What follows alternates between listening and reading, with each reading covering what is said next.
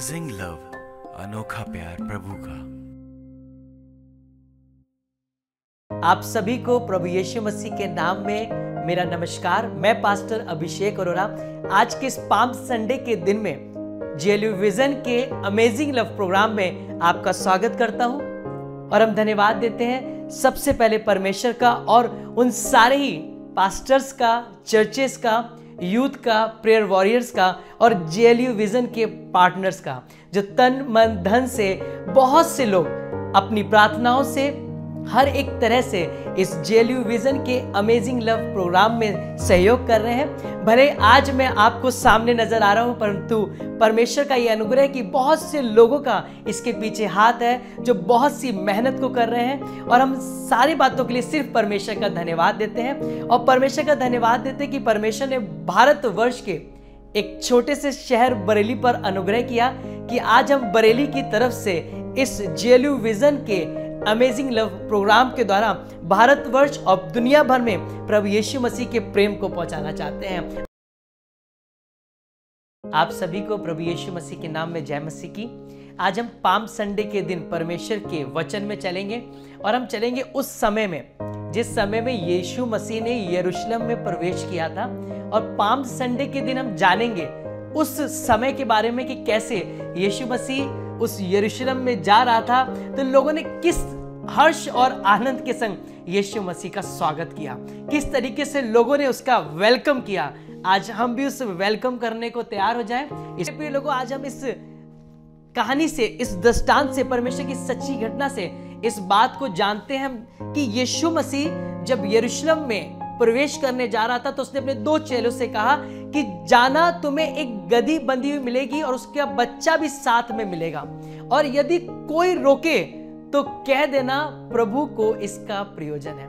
मेरे प्रिय लोगों, जब मैं इस बात को सोच रहा था तो मैं इस बात को समझने लगा कि अगर आज मैं हूं और मुझसे कोई कहे कि उस घर में जाना और एक डॉगी या एक गधा वहां पे बंधा हुआ होगा, उसे खोल कर ले आना, और जब वो पूछे तब उसे बताना, एक बहुत ही मुश्किल की बात है। शायद मुझे काफी डर लगे कि अगर मैं जाऊंगा तो हो सकता है वो मुझे पीट दे, हो सकता है वो मुझे डांट दे, हो सकता है वो उससे लड़ाई झगड़ा करने लगे। लेकिन इन चेलों ने ऐसा कोई भी क्वेश्चन मार्क यहां पर नहीं लगाया, बल्कि वो यीशु मसीह के कहने के अनुसार वहां पर गए। और वहां पर इस प्रकार से लिखा हुआ है कि जैसा यीशु मसीह ने कहा था बिल्कुल वैसा ही हुआ, और वो गधी को उसके बच्चे के समेत ले आए। मेरे प्रिय लोगों, मैं बिल्कुल आपको इससे गवाही से आश्वस्त करना चाहूंगा कि आप इस बात को जाने, समझे कि बिल्कुल सच्ची घटना है। सच में काफी समय जब मैं सेवकाई में कई आईसीयू में पहुंचा हूं तो कई बार वहां पर टाइमिंग की प्रॉब्लम होती है, या समय होता है कि आप एक समय में एक लोग जा सकते हैं, या आज लोग मिल चुके हैं तो आज आप नहीं जा सकते हैं। कई बार मैंने ऐसी जगहों पर परमेश्वर के अद्भुत काम को होते हुए देखा।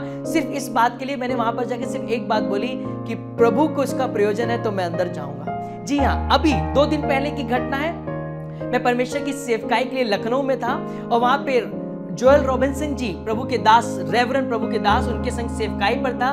तो अचानक से मेरे पास एक कॉल आया कि लखनऊ में एक हॉस्पिटल है विवेकानंद, जहां पे एक भाई जो प्रभु के नाम के बारे में बिल्कुल नहीं जानते, पर उनके घर में उनकी बहू और बेटा यीशु मसीह को जानते हैं, उनका फोन आया कि मेरे पापा की बहुत ज्यादा तबीयत खराब है। जब हमें पता चला, हमने कहा ठीक है भाई, हम आपके यहाँ हॉस्पिटल में आके उनके लिए प्रार्थना करेंगे। और जब वहां पर पहुंचे तो उस आईसीयू में जाने से पहले, उस इमरजेंसी वार्ड में जाने से पहले वहां के गार्ड ने हमें रोक लिया और बोलने लगा कि किसी को भी जाना वहां पर अलाउ नहीं है। लेकिन हम आपको बताना चाहते हैं उसने सबको रोक लिया, पर जब हम वहां पर पहुंचे उसने हमें नहीं रोका। हम सीधे चलते चले गए। ऐसा हमें लग रहा था कि गार्ड सबको रोक रहा है, पर उसको पता है कि इन्हें नहीं रोकना है क्योंकि ये यीशु मसीह की ओर से यहां पर आए हैं। और जब मैं और प्रभु के दास अंदर पहुंचे तो हम जब उस पेशेंट के लिए प्रार्थना करने के लिए पहुंचे तो हमने देखा कि उनकी पूरे एक नली पड़ी हुई थी, वो बोल नहीं पा रहे थे, सांस को भी सही से नहीं ले पा रहे थे, बहुत ज्यादा बीमार थे। और उसी समय हमने सिर्फ वहां पे प्रार्थना करी।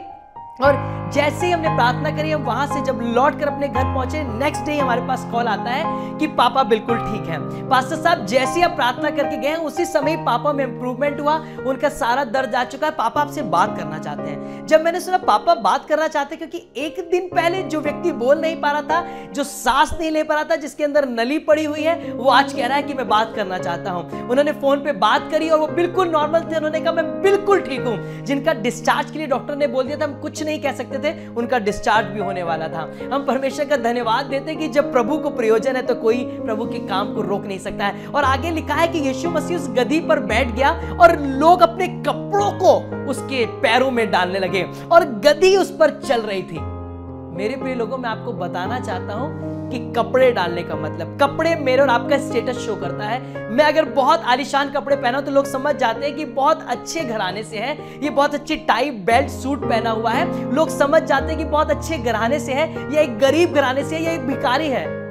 लोगों ने अपने स्टेटस को यीशु मसीह के चरणों पर डाल दिया। आज हो सकता है कि मैं मिलियनेयर हूं, हो सकता है मैं गवर्नमेंट जॉब में हूं, हो सकता है मेरा बहुत बड़ा बैंक बैलेंस हो, मैं एक बहुत बड़ा प्रॉपर्टी डीलर हूं, रियल एस्टेट का मालिक हूं, लेकिन लोगों ने उस समय अपने कपड़ों को अर्थात अपने स्टेटस को यीशु मसीह के चरणों में डाल दिया। और उसके बाद देखते हैं कि लोगों ने पेड़ों की डालियों को डाल दिया। डालियां इस बात को दिखाती है हरी भरी। लोगों ने अपने जीवन के हरे भरे अर्थात उनकी सारे वैभव, सारी शोहरत को, जिससे हम हरे भरे दिखते हैं, अच्छी गाड़ी, बंगला, पैसा, नाम, शोहरत, लोगों ने उसे भी यीशु मसीह के चरणों में डाल दिया। और उस पर जानते चल कौन रहा था? गधी। मेरे प्रिय लोगों, आज हो सकता है लोग आपको गधा, गधी, बेवकूफ, नालायक समझते हो, आपकी कोई वैल्यू ना हो सकता है आप बंधे हुए हो और आप ऐसी जगह बंधे हो जिसमें बीमारियों ने, कर्जों ने और डिप्रेशन ने, लड़ाई झगड़ों ने आपको बांध रखा हो। लेकिन वो समय आ गया इसी वक्त जब आप सुन रहे हैं यीशु मसीह उस शैतान के बंधनों को तोड़ रहा है और आपसे कह रहा है कि जाओ सरदूतों, इसी समय उस बीमारी से उन्हें निकाल लो। अगर शैतान रोके तो उससे कह देना परमेश्वर ने इस जीवन को चुन लिया है। आज आपके और मेरे जीवन को इस पाम संडे के दिन में परमेश्वर ने चुन लिया है। मैं और आप बंधन में थे, अब तक कोई मेरे ऊपर मालिक था, मुझे अपने हिसाब से चलाता था, अपने हिसाब से मेरे पर बोझ लाता था, लेकिन आज के दिन में परमेश्वर कह रहा है कि मैं उस बंधन से आजाद करने जा रहा हूं। चाहे वो कैंसर हो, ट्यूमर हो, डिप्रेशन हो, कर्जा हो, कोर्ट कचहरी हो, जेल हो, आज प्रभु यीशु मसीह आजाद करने जा रहा है, क्योंकि प्रभु यीशु मसीह को इसका प्रयोजन है। आज मैं और आप आजाद होने जा रहे हैं। और लोग सोच रहे हैं ये तो गधा है, ये तो चोर है, ये तो डकैत है, ये तो झूठ बोलने वाला है, लेकिन जब परमेश्वर ने आपको निकाल लिया, अब आप नई सृष्टि बन गए हैं, सारी बातें बीत चुकी हैं और अब आप पर यीशु मसीह विराजमान है और लोग आपके चरणों पे अपनी सारी चीजों को डाल देंगे, क्योंकि वो आपको नहीं बल्कि आप में यीशु मसीह को देख रहे हैं। लोगों ने उस गधी के सामने अपने स्टेटस को, अपने सारे वैभव को डाल दिया, क्योंकि उस गधी पर यीशु मसीह विराजमान था। और मैं जानना चाहता हूं कि आप इस बात को जाने, कि आप इस बात को समझे कि उस समय में तो लोगों ने इस काम को कर लिया, क्योंकि उस समय में लोगों के पास समय था कि यीशु मसीह आ रहा है, तो उन्होंने उसके चरणों में अपने सारी शोहरत को बिछा दिया। लेकिन अब यीशु मसीह आपको और मेरे को कैसे स्वागत करना चाहता है, कि हम कैसे उसका स्वागत करें। आज मैं आपसे बात करना चाहता हूं परमेश्वर के वचन के बारे में, कि यीशु मसीह इस समय अब वैसे आपके सामने यरूशलेम की तरह नहीं आएगा, परंतु अब वो सरदूतों के साथ, बाइबल कहती है कि उसके पीछे पीछे मलमल के कपड़े पहने हुए श्वेत घोड़ों में सरदूत पीछे आ रहे हैं। यीशु मसीह आज घोड़ों पर हमारे सामने आएगा,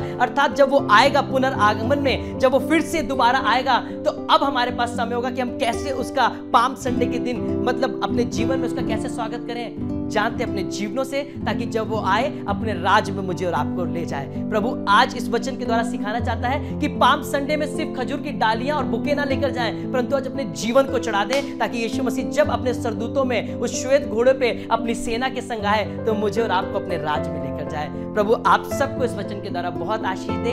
सबको जय मसीह की।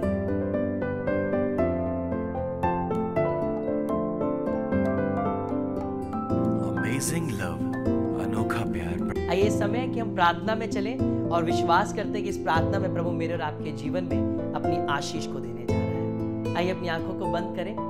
सर्वशक्तिमान दयालु पिता प्रभु यीशु मसीह, आज हम प्रार्थना करते हैं इस पाम संडे के दिन में लोग पिता सिर्फ खजूर की डालियां और पिता उन कपड़ों को ना बिछाएं, परंतु आज प्रभु इस वचन के द्वारा और प्रभु आपके इस पाम संडे के दिन प्रार्थना करते हैं लोग आपके द्वारा इस बात को जानने पाए प्रभु, कि ये समय है कि हम प्रभु के आगमन के लिए तैयार हों, उसके आगमन के लिए हम अपने जीवन को अर्पित कर सकें, और जब प्रभु आए तो हम उसके साथ, उसके संग बादलों पर, अर्थात उस स्वर्ग राज में उस मोक्ष, उद्धार और उस अनंत जीवन को प्राप्त कर सकें। प्रभु यीशु मसीह हम प्रार्थना करते हैं जितने लोग इस समय इस प्रोग्राम को, इस पिता परमेश्वर अमेजिंग लव को देख रहे हैं, प्रभु यीशु मसीह उनके जीवनों में आपका प्रेम भर जाए। हम देख रहे हैं प्रभु बहुत से हार्ट ब्रोकन है, उनके हार्ट प्रभु यीशु मसीह आपके नाम से जुड़ने पाए। प्रभु यीशु मसीह लोगों के दिलों में सुख, शांति और प्रेम आने पाए।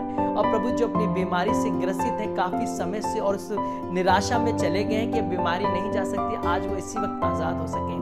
प्रभु मैं देख रहा हूँ एक बहन को जो बहुत निराशा में है और इस समय एक नाइट वेयर को पहनी हुई है और जिसके पेट में बहुत ज्यादा समस्या है और काफी समय से इस बीमारी से वो ग्रसित है। प्रभु यीशु मसीह बता रहा है मेरी प्रिय बहन, आप सामने बैठी हैं और आपने एक नाइट सूट, एक गाउन पहन रखा है। प्रभु इसी वक्त आपको छू रहा है और आपके पेट की सारी बीमारी को वो दूर कर रहा है, चाहे कैंसर या उससे बुरी भी बीमारी क्यों ना हो।